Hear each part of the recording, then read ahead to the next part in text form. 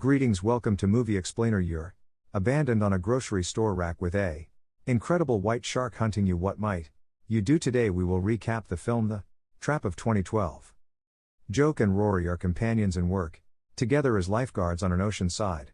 Other than they share something for all intents and purpose. Tina, she is Rory's sister and will be hitched very soon to joke around. Kid isn't feeling too well as the prior night was his single guy party sorority when all things considered.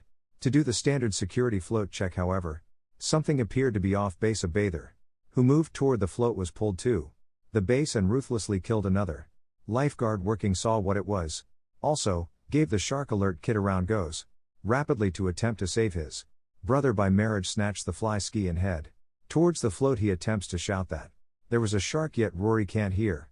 Also, is out of nowhere gone after sending him flying a few feet above. Joke even attempts to save him decently well, yet essentially nothing remained to be done. Rory was totally destroyed and had passed on. Some time has elapsed in Kid's home. Some photographs on the wall, the ring, and the news about Rory's demise show that he strolled away from Tina feeling the heaviness of the passing of his brother by marriage and companion. He leaves for work that day and takes note a couple things. His neighbor's canine is wailing constant, something he doesn't typically do. A crow shows up out of no place and nearly smacks him in the face while checking out at the sky. The birds were completely fomented, escaping the sea. At the point when creatures are behaving like that on the coast, particularly birds, it's smarter to follow them. There's a torrent coming. Joke disregards the admonition signs and goes to the market to work, and he begins meeting his ex Tina, who is joined by her sweetheart Steven, yet was before long hindered by her chief. And there was as yet a significant detail happening there. Two criminals entered the market, and one of them, named Doyle, given up the proprietor Mr. Jessup, however, was before long shocked by Todd, a cop who saw the hooligans' dubious development. Everything went into tumult in light of the fact that Doyle's accomplice was an insane person and winds up killing a worker, yet takes Tina prisoner. Kid gets frantic, yet he didn't have the opportunity to do anything. A quake ejected through the market, and when the ocean started to retreat, clearly here comes the torrent. A huge wave has been hauling individuals like insects. What's more, obliterating everything en route, counting the market with awful scenes after the exacting influx of bedlam.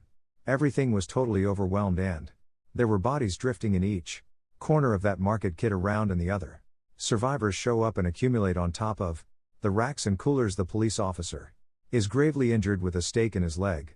While his injury is embraced, his girl Jamie necessities to stop the draining. When Kid sees that Tina is alive, he hurries to help her. She is still in shock and not too far off behind them. A drifting body is pulled down in the parking garage. What is happening is even more terrible. The couple Kyle and Heather are caught in the vehicle, which thus is lowered in water. A peculiar commotion grabs their eye. It appears to be that something is orbiting the vehicle. Even the little canine domineering jerk is anxious when he acknowledges he had a presence outside, yet until further notice it's simply a dull body. Brian is likewise in the parking area, caught in his van. He's the beau of Jamie, the cop's little girl. For his situation, he liked to break the window to escape the vehicle and look for help. Then he moves up to some substantial destruction and notification. A odd shadow in the water on the racks. Individuals are as yet suspecting about what to do. Cells don't work, as they have turned into a wipe with so much water consumed, which makes no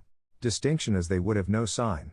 Amidst a disaster, they conclude they need to swim outside and get help. When they conclude, Weave goes to the distribution center. Tina and Steven to the principal entrance. It's not simply in the stopping part that something abnormal is occurring.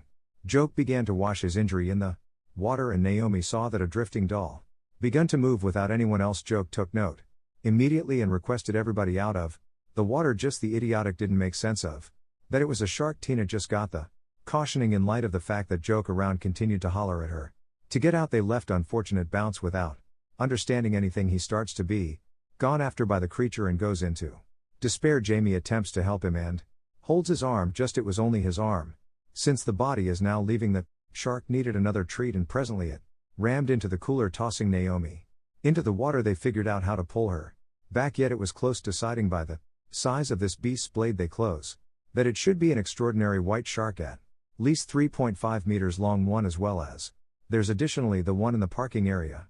Ryan keeps searching for any survivors. In any case, just views as dead en route. It is battling about the to disturb couple. Counterfeit shoe. Kyle gave Heather the person Needs to break the glass to escape.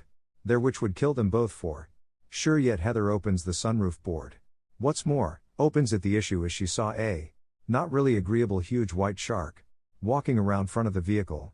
The shark chooses to crash brutally against the vehicle windows that are about to break in the event that they don't escape the vehicle. Soon the shark will actually want to drive open it. Ryan sees that the two are in risk and cautions them to wait. He had an arrangement. He saw off a dead individual's arm. What's more, waved it in the water to draw the shark with the blood, which truly works. Furthermore, he shouts for the couple to swim to his van, yet the damn shark changed its course and headed towards them. Kyle tossed menace in the water so the shark could eat him so he could get in the vehicle in time. Clearly Heather goes into despair and is incensed with her sweetheart. Ryan is attempting to track down a way out of there, with the shark attempting to get him. In any case, he thought of the thought of utilizing the iron pipes appended to the roof to get over the shark. Is directly down there, simply lurking in the shadows. When he was nearly there, he fell into the water, frantic with the shark moving toward. He figures out how to move into the vehicle. However, with the power of the shark's crash, Kyle slips into the water and is gotten by the beast. Here's vengeance for you who loathed him. Nothing remains up there. Individuals continue to battle constant since they don't have the foggiest idea what to do. The new quake comes and takes out some of the high voltage wiring. Todd asks where the market's power plant is. They need to close it down so they don't get shocked, and Kid expresses it's inside the stockroom. He offers to swim there, yet Tina expresses that with the injury he has on his arm, he would be a simple target. So Steven has a thought. They take a few cartons utilized in trucks and retires on the lookout and make a sort of defensive layer on Steven, tying weighty jars so he strolls all the more effectively. Most awful of everything is this framework for him to inhale 150 miles of hose for the manual for pull air down there. How is it that this could function in all actuality?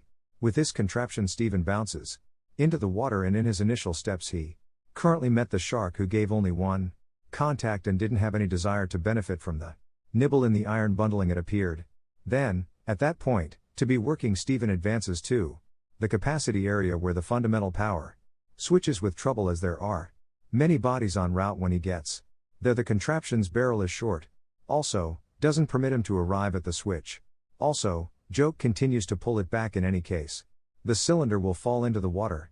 Rather than taking out the jars first and then eliminating the breathing cylinder, he liked to do the opposite. He made do to switch off the power. However, the weight held him to the base. Steven was dead. Essentially, he finished the mission for the gathering. As Joke around conversed with Todd, he understood that perhaps the cooling pipe was an intriguing choice for them to get away from. They toss a rope to check the obstruction as to the weight upheld. Also, it looked sensible. Mr. Jessup offers to come higher up. Joke and Doyle lift him up to the line, and when he figures out how to get in, a crowd of crabs is moving toward his head. He slides down from above and nearly falls into the water. Anyway, this pulled in the damn shark, who jumped up and sliced Jessup down the middle with another demise. They chose to change designs again. Doyle concluded that he would set up a sort of spear with a butcher's snare to keep the shark caught, so they could get away, and that is what they're discussing. Who goes there to get a snare? Todd concludes that he will do the mission and asks Joke to take care of his girl, yet Jamie bounces into the water and swims fiercely. They attempt to make a great deal of commotion to divert the shark. However, clearly it didn't work out. Jamie is exceptionally near being caught by the animal, and she even had a go at utilizing a meat sledge to crush the malicious fish in the face. She got the snare and a pleasant piece of meat, and returning the shark nearly ripped off the young lady's legs. The trap thought didn't resolve excessively well. The shark didn't need the butcher's dead meat. One of the survivors, who was all the time making perverted jokes and acting unfortunate, is really the criminal who killed the young lady there in the starting. Just nobody knew. After all, he put his cover on a body tossed in the water. She kidnaps Naomi and has the mo. Subscribe our channel to watch full review, and part 2 coming soon. If you want full video, please like and subscribe our channel. If I get 1000 subscriber, then I upload a full episode and part 2 of this video. Hit the like and subscribe button.